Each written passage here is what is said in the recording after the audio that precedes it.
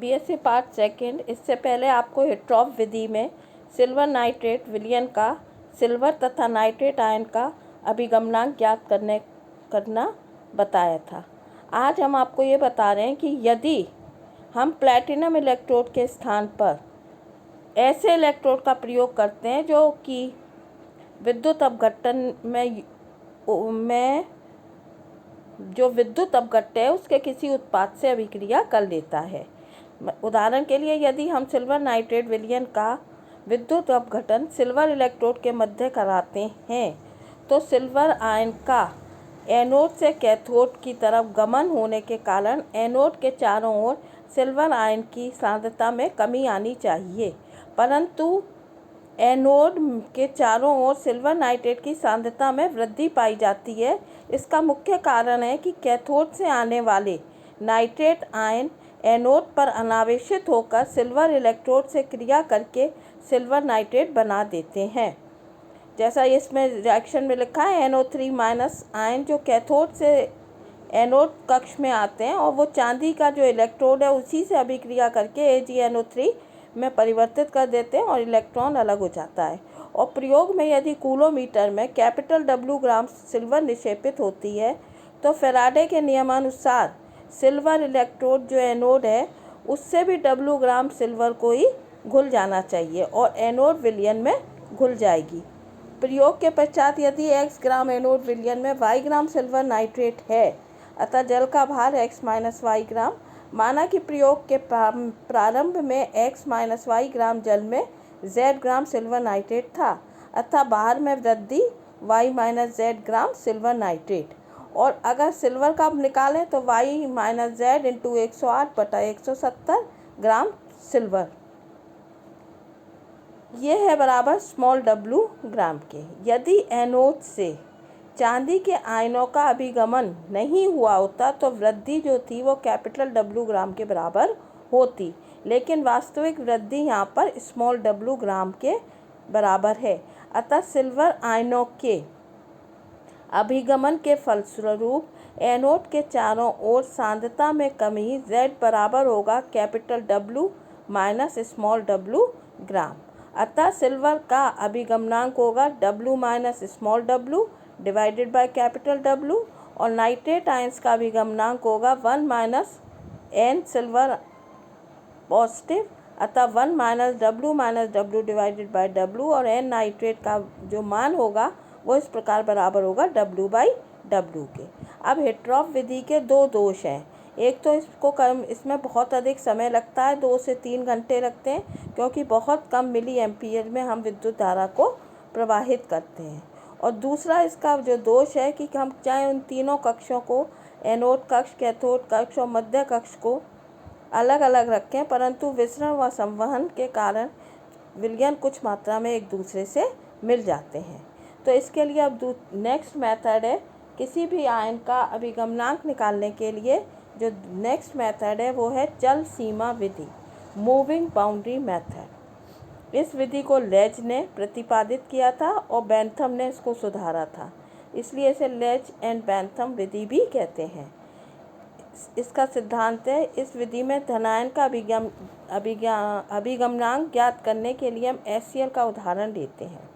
अतः HCl का विलयन जो है वह मुख्य विद्युत अपघट्य की तरह कार्य करता है और इस कार्य के लिए हमें एक दूसरे विद्युत अपघट्य के विलयन की भी आवश्यकता होती है, जिसे हम सूचक विद्युत अपघट्य कहते हैं। सूचक विद्युत अपघट्य के चयन में दो बातों का ध्यान रखते हैं।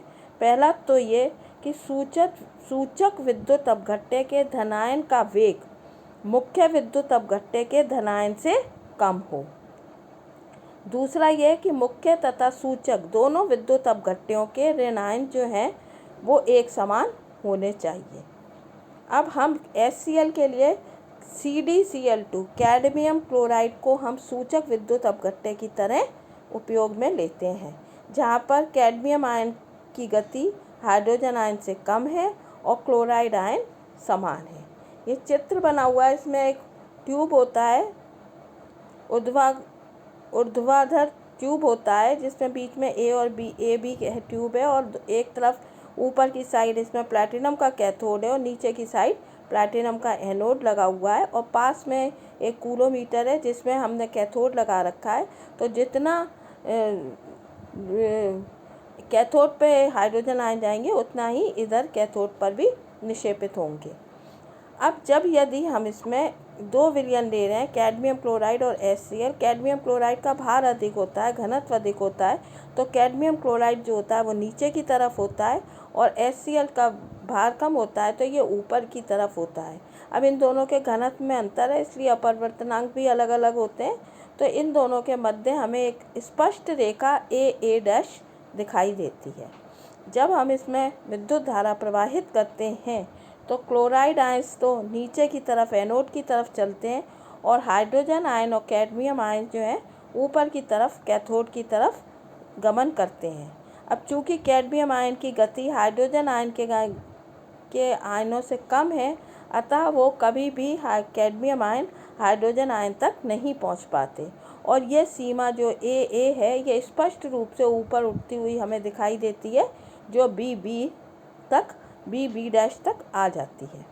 यदि A' और B' के बीच का जो विस्थापन है L सेंटीमीटर है, तो हम इससे कैसे इसकी गणना करेंगे कि इस नली का जो अनुप्रस्थ काट का क्षेत्रफल है वो है कैपिटल A सेंटीमीटर स्क्वायर और विस्थापन है L सेंटीमीटर स्क्वायर। अतः इस सीमा द्वारा हटाया गया आयतन कितना होगा? A × L centimetre cube. यदि HCl विलयन की सांद्रता C ग्राम तुल्यांक प्रति लीटर हो तो कैथोड की ओर जाने वाले हाइड्रोजन आयन के ग्राम तुल्यांकों की संख्या बराबर होती है L × A × C divided by 1000।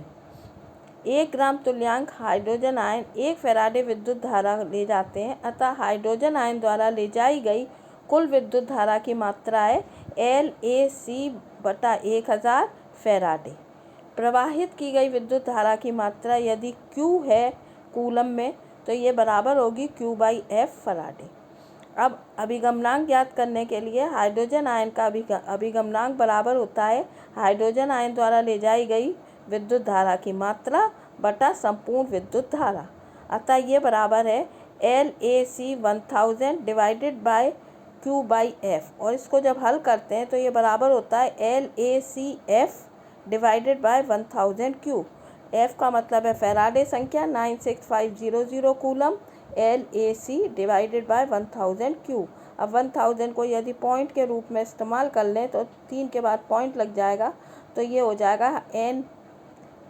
Hydrogen ion का अभिगमनांक बराबर होगा 96.5 L विस्थापन A अनुप्रस्थ काट का क्षेत्रफल × C हाइड्रोजन आयन की सांद्रता ग्राम तुल्यांक प्रति लीटर और डिवाइडेड बाय Q विद्युत धारा की मात्रा। Thank you.